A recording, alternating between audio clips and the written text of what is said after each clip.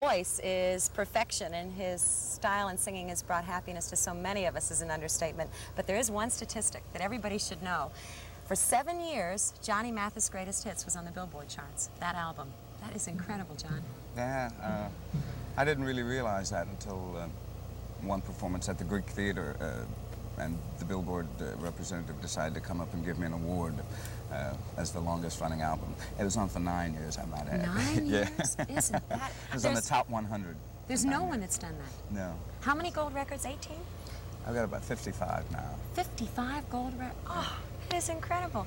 You started age 13. You started with voice lessons, didn't you? Right. My father wanted me to be sure and learn to sing properly, so he started me out studying classical music. And I studied for about 8 years. He was a vaudevillian, wasn't he?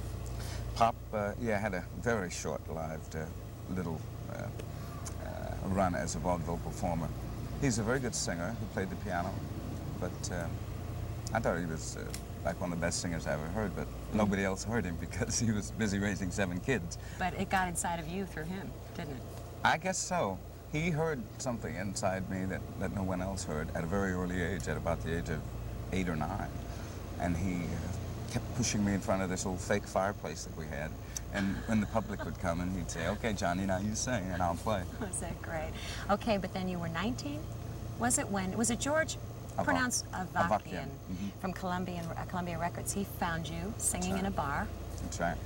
I shouldn't have been there because I was underage. Isn't that something? But I was, and he said, "Send blank contracts. This man's He actually a hit." heard me when I was 18, and he said, "Well, you need."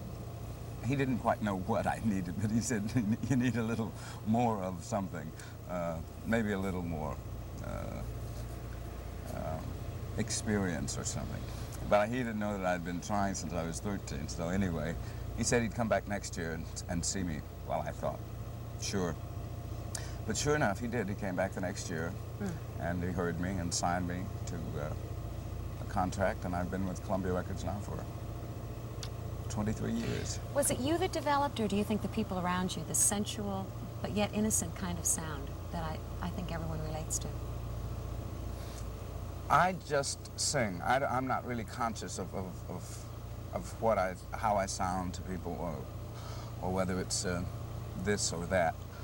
I just try to get the best sounding note out that I can. And in the beginning, I was criticized, highly criticized, by people who wrote for magazines and newspapers, and because I was so different. There weren't singers around like me. I was very young, of course, so therefore my voice was very high. I sounded like a choir boy, and it had a very fast vibrato, sort of not unlike Eartha Kitt, you know. But I sort of learned to live with the criticism and just concentrated on singing, because I never really felt very comfortable in public. I'm sort of a little shy, so that part of it really bothered me a great deal, and still does today. Does it? But I love to sing, and what am I going to do? Well, the difference paid off, but I also think the shyness is nice, because it's refreshing to meet someone that is, even in the face of this tremendous fame, so warm and genuine. I mean, you seem very interested. There was a little bit of a conflict, wasn't there, with your sports career? Because you were a 7-letter man in high school. Well, I think most young people go through phases where they participate in athletics, and it's only natural. And I'm very happy for my participation. It not only was good physically for me and put me in some good habits, physical habits, but I got to hang around with some pretty outstanding athletes. I went to school with Bill Russell and Casey Jones. Oh, gosh. And we participated in basketball together. I sort of helped Bill with his high jumping, and he helped me with my dunking. But you were also a jumper, weren't you? I was a high jumper and a hurdler, yeah. There was even talk at one time of the Olympics for you. Well, I got an invitation to the Olympic trials in 1956 as a high jumper.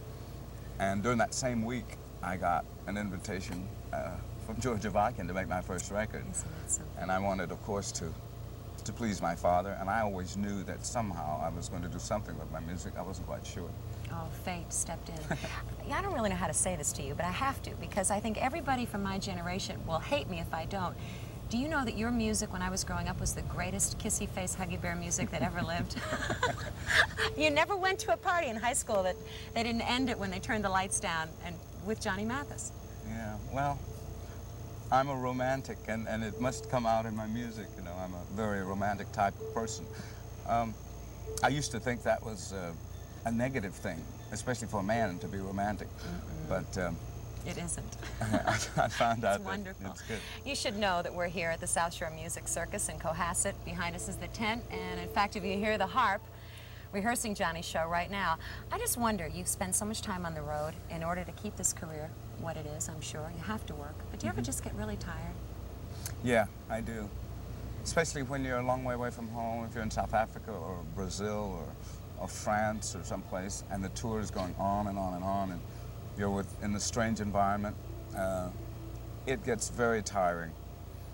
But this is the type of profession where one has to work when the work is available.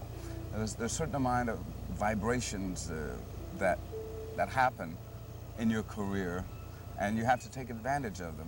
When people really seek you out, they want to hear your music, then you have to go to where they are. Is it like playing a good game of chess, though, Johnny, in terms of strategy? The people that are around you. You were 19 years old. You were so young. An awful lot of young performers have had pretty sad endings because they were so young. Do you think the people around you helped build this and create the strategy for career that's made you so long-lived? I think, first of all, there are two basic type of people who get involved in this business. There are people who want to be a star, and then there are people who want to do what they do well, sing, dance, act. And I've always just wanted to sing. I didn't want to be a star. In fact, I hated that whole concept. I wanted to sing in the smallest club, in the darkest room with no light, with one piano player, and that type of thing. And all of a sudden, it got blown out of proportion. And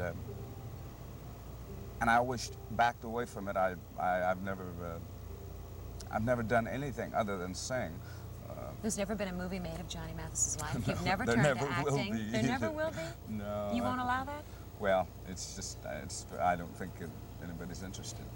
With the record with Denise Williams in '78, Too Much, Too Little, Too Late, do you consider yourself kind of a pace setter? Because, you know, right after that, Neil Diamond and Barbra Streisand came out with You Don't Bring Me Flowers. Was that the first male-female duet of its kind to really go crazy on the charts? I think so, yeah. Why did you do it?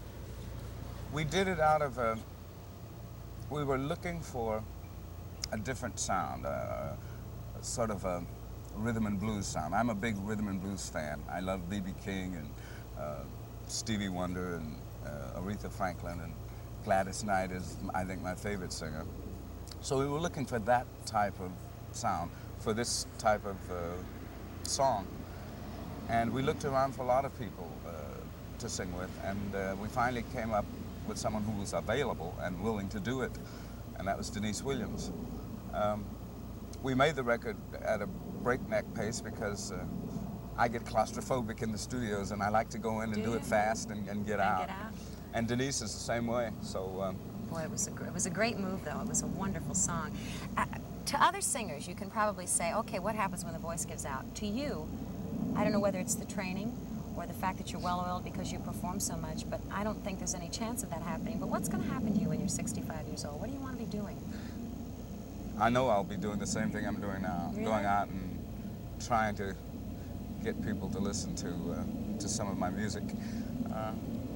Singing, fortunately, is something that you can do if you're good and if you have good health habits.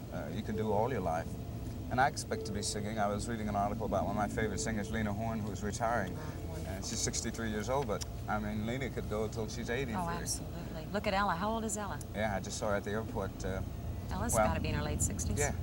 Yeah, terrific. I hope you keep singing, John. I'm not kidding. A What a thrill to be with you, to know you. Johnny Mathis, South Shore. Don't miss it. South Shore Music Circus, Cohasset. We'll be back right after this.